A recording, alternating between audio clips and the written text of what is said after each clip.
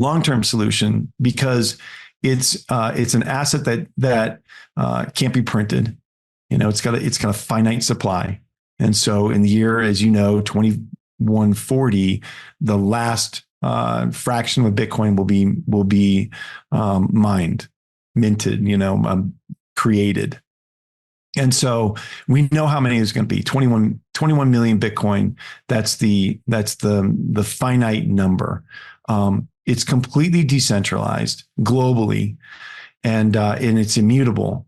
And so the reason that it would be a great reserve asset. The cryptocurrency market is experiencing a strong upward trend, with Bitcoin recently hitting $66,000, marking its highest level since July 31st. This surge is part of a broader rally across risky assets, showing renewed investor confidence. According to analyst Miles Deutscher, Bitcoin's momentum is expected to continue, potentially driving the price up to $81,000 as more investors look towards digital assets like stocks and altcoins. The growing interest in Bitcoin is a promising sign for the future of cryptocurrency. Recently, Anthony Pompliano discussed the positive outlook with James Lavish, co-managing partner at the Bitcoin Opportunity Fund, highlighting the potential for continued growth. With increasing mainstream acceptance and ongoing innovations in the space, Bitcoin's long-term prospects look brighter than ever. Investors are recognizing the value of digital assets as part of a diversified portfolio, and the current market trends suggest that this could be just the beginning of an even larger crypto adoption wave.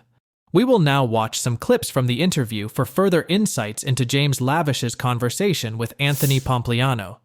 Please like this video, subscribe to the channel, and turn on post notifications for more exclusive content. Enjoy the video. What has happened is you've seen inflation kind of stop. It's come down from 9%. It's kind of stopped about 2.5%, 3%. And it's holding steady there.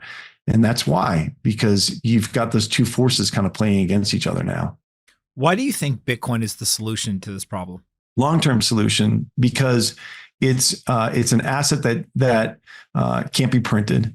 It's got a finite supply. And so in the year, as you know, 2140, the last fraction of Bitcoin will be mined. We know how many is going to be 21 million Bitcoin. That's the finite number. It's completely decentralized globally, and it's immutable. And so the reason that it would be a great reserve asset, and I think it's going to take time for central banks to come around to this. This is not going to happen next year. Trump talks about adding it to the balance sheet as a reserve asset. Maybe it will happen. Maybe it won't. It will take legislation, a lot of fighting. It could take all 4 years if he's elected. More likely is that down the road, there will be central banks, smaller central banks like El Salvador doing what they're doing and adding it to their balance sheets. And so why is that good? It's because it can't be expanded. It would be like going back to the gold standard before Nixon took us off that. And if you go look at those charts and on inflation, expansion of the money supply, they skyrocket. They go exponential after 1971, after we were officially taken off the gold standard. We would return back to a standard where you couldn't just print Bitcoin to make up that debt and to create inflation to manage it. And so it would be a good thing because it would keep inflation in check. In the Bitcoin community, the HODL mentality, we just hold on to it. Don't spend it. Don't use it because it is your lifeboat from what's going on here. And if this whole system does collapse, you want to be in something that can't be manipulated, that can't be usurped, that can't be inflated away from you. And so, but once we get to a model where, or once we get to a system where people are actually using that as money, as using Bitcoin as money, that I don't see there's no reason for people not to spend money.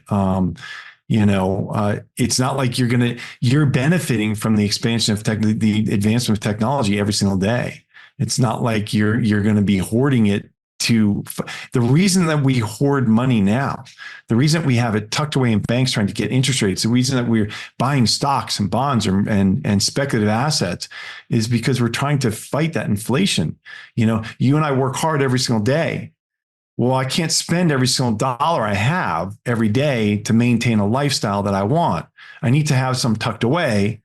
So, because things we move through volatile periods and whatever. So we need to have some tucked away. So how do you store that energy? Well, you're not going to be worried about that as much anymore. So, but way off in the future, you could say, okay, if we're on a Bitcoin standard, it doesn't matter. There are no dollars. You're not thinking of it in terms of dollars. You're thinking of it as, okay, 0.01 Bitcoin will buy me that car, or 0.1 Bitcoin will buy me that house. That you're thinking in dollar terms instead. And this is the hard part for people to get out of, because we've been conditioned so deeply to think of everything in dollars or euros or whatever. But, across the world, dollars, we quote M2 in dollars. I don't convert M2 to euros, I convert to dollars, and so even if it's coming out of Sweden or it's Japan or wherever it is, we're converting it to dollars because that's the way our minds work. But it's hard to think, and this is, it's hard to think of the system that's different than the system that you've grown up with. James Lavish emphasized the need for a complete overhaul of the financial system, underscoring that a Bitcoin standard can't be implemented partially. He foresees a parallel competition between Bitcoin and long-term bonds. Lavish notes that institutional investors are increasingly allocating to Bitcoin due to a growing lack of confidence in the current system. This shift provides them with a more valuable storage option compared to bonds. While stablecoins like Tether facilitate Bitcoin purchases, they are not seen as direct competitors. Gold has long been viewed as a safe haven, but Lavish argues that investors are now looking for protection from inflation and monetary expansion. With the 10-year Treasury yield surpassing its pre-Fed rate cut levels, it suggests investors are expecting better returns. Lavish predicts that 10 to 30-year Treasury rates will stay elevated due to anticipated inflation. He warns that investors are underestimating the long-term impact on debt management, and this shift could significantly boost Bitcoin's position as a store of value. Let's go back to the interview and watch more clips to gain insights from James Lavish. The challenge is to think about that system, really just step back and think about the system. And I agree with you. That's what has to happen. We'll have to actually be on the Bitcoin standard. You can't be half in, half out. Now, I could see us running parallel tracks here for a while, where Bitcoin is a very useful store of value. Where you have investors, and this is where Michael Saylor starts talking about, you have investors they're not just thinking about Bitcoin as a separate asset class in their portfolios, as opposed to stocks or bonds or even real estate. They're thinking of it as a store of value that's better than long-term bonds. And when that happens, that's a complete game changer. When you have institutional investors now allocating to Bitcoin instead of long-term bonds. Why would they do that? Well, they would do that because they've lost confidence in the system. They've lost confidence that they're going to be able to invest in this long-term treasury and get a high enough interest rate that it'll outpace that expansion of money supply or inflation. And so it'll give them a real return. And so once they start doing that, then that's a totally different game. And that's kind of the system that I see in the future. I don't know a lot of people who are like, my stable coin is going to be worth more in the future than it is today. And so how do you see them playing in? Are they competing with Bitcoin? Are they competing with like a traditional dollar?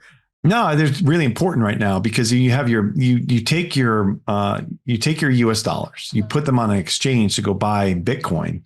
Well, you need something to buy, unless you're buying the ETFs, which is a whole nother conversation. But if you're buying them in a crypto exchange, then you use that tether to hold your dollars or euros or whatever it is. And tethers, I was up in Congress a few months ago, and we were talking to different representatives from congressmen and senators, and educating them on Bitcoin and kind of the landscape. And they are well aware, that Tether is a very important player. They're one of the top 20 buyers of US Treasuries right now. It's not like it's just going to go away. They need Tether to continue to be a buyer of Treasuries. And that's important. It's like a money market vehicle inside a crypto exchange. It's exactly what it is. So it's an important, definitely important for the system. And I don't see it as competing as much as enabling people to get into Bitcoin. Well, gold is typically it's a flight to safety asset. So are people going into gold because they think that there's a high risk of recession? Possibly. But what else? Like, what's beyond that? Well, what's beyond that is what we're talking about with this incredible expansion of the money supply. If there is a recession, we expect the money printer to go burr. Like, we expect a massive amount of liquidity to be dumped into the system. That's number one. So now look even further. If you look at the 10-year Treasury, it's actually, the yield is higher than it was before the Fed lowered rates. Why is that? Is it that people overestimated? They're just covering, they're selling out their longs because they were doing this for a trade, and now they're getting out of some of their position. Possibly. But I think that it means that we have a higher long-term terminal rate. And really what it means is I think that people are underestimating investors demanding a higher rate of return for long-term treasuries. I think that the 10-year to 30-year are going to remain higher long-term because of just the sheer amount of inflation that we're going to see. And so what I think is being underestimated is just the amount of inflation that we're going to see in the next 10 years to try to manage this debt load. James Lavish argued that Bitcoin's limited supply would prevent excessive printing, similar to the gold standard before 1971. This would help keep inflation under control. He also mentioned the Bitcoin community's HODL attitude, which involves clinging onto the asset as a lifeboat during times of uncertainty. He noted that a Bitcoin standard would involve a fundamental shift in mindset, moving away from existing currencies and towards Bitcoins as a store of value. Meanwhile, Miles Deutscher observes Bitcoin's historical tendency to follow the lead of stocks. BlackRock, the world's largest asset management, also sees Bitcoin as a unique diversifier because of its lack of connection with stocks, especially during times of high risk. The company has continued to include Bitcoin in its balance sheet. MicroStrategy's founder, Michael Saylor, expects Bitcoin to hit $13 million by 2045. His company currently possesses more than 252,000 coins. Michael Van de Poppe predicts Bitcoin will reach $90,000 to $100,000 by the end of the year, citing increased global liquidity and central bank interest rate reduction. Seasonal trends favor Bitcoin, with CoinGlass statistics revealing an average return of 88% in the fourth quarter. Historically, October and November provide good performances. Polymarket traders bet on a new all-time high in 2024 with 63% chances. Regarding technical analysis, Bitcoin's daily chart provides some hopeful indicators. It produced an inverted head and shoulders pattern and a descending, expanding wedge. Bitcoin has averted a death cross pattern, rising above its 50 and 200-day moving averages. To maintain the bullish trend, Bitcoin must surpass its year-to-date high of $73,777 and break above the wedge's upper border. As Bitcoin continues to make headlines, do you think it will eventually become a widely accepted reserve asset, replacing or coexisting with traditional currencies? Please drop your thoughts in the comments below. Share this video and hit your thumbs on the like button. Thanks for watching. Don't forget to subscribe.